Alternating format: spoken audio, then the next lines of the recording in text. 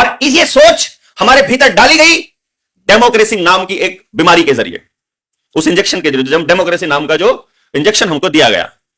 अगर इसको समझना है, क्योंकि यहां पर बहुत से लोग ऐसे हैं जिनकी उम्र 60 साल या उससे अबव है, और वो इस बात को बहुत अच्छे से समझ पाएंगे, नहीं समझ पाएंगे तो नेपाल में जाने का आजकल वीजा नहीं लगता है, एक बार जा आइए।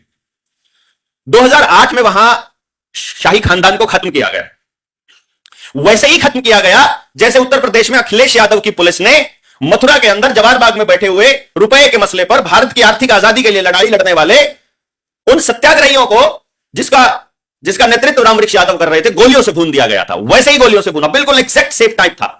अखबार में क्या आया नेपाल में कि उनके आपसी विवाद में एक तरफ से गोली चली तो दूसरी तरफ से गोलियां चलनी चालू हुई। इस चक्कर में इधर वालों ने सारे उधर वाले मार दिए और उधर वालों ने इधर वाले मार दिए, परिवार की गद्दी पर कब्जा करने के लिए। और जो लास्ट में बचा हुआ था, गलती से जब एक राइफल पड़ के वो गोली चल गई, गलती से आखिरी वाले को लग गई, जो उनका आखिरी वारिस था।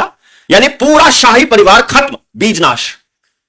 एक भी बच जाता अगर 3 साल का बच्चा, तो वो राजा रहता, रिप्रेजेंटेटिव रहता राजा का, लेकिन सब खत्म हो गए। तो यूनाइटेड नेशंस ने बहुत गहरी नजर बनाई हुई है मामले के ऊपर और अपने प्रतिनिधियों को भेजा हुआ है, ऐसी फिर खबरें चलने चालू हो गई। और फिर यूनाइटेड नेशंस ने अपने सारे लोगों को, डेलीगेशंस को भेज करके, इस समाज के बुद्धिजीवियों को इकट्ठा करके, और यह कहा गया कि अब नेपाल की सत्ता किसे सौंपी जाए और कैसे हो।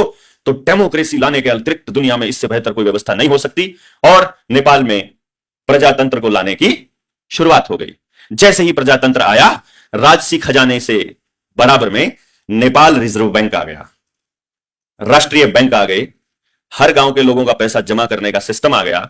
क्योंकि नेपाली लोग भारत में जो आते थे, वो उन्होंने वहां जाके बताया होता कि भारत में तो बैंक में पैसा जमा होता है, जाकर के वहां गोरखपुर का जो बॉर्डर एरिया है वहां से निकलवा लो। नेपाली लोग इधर आते, पैसा निकलवाते, बोलते अरे मालिक को आने की जरूरत नहीं है, बैंकिंग सिस्टम तो बहुत बढ़िया है। और सबने खाते खुलवा लिए, और सबके खाते खुलने के बाद जिनके पास जितना पैसा था उसके हिसाब से, जिनके पास जितनी प्रॉपर्टी थी उसके हिसाब से सबको लोन दे दिया।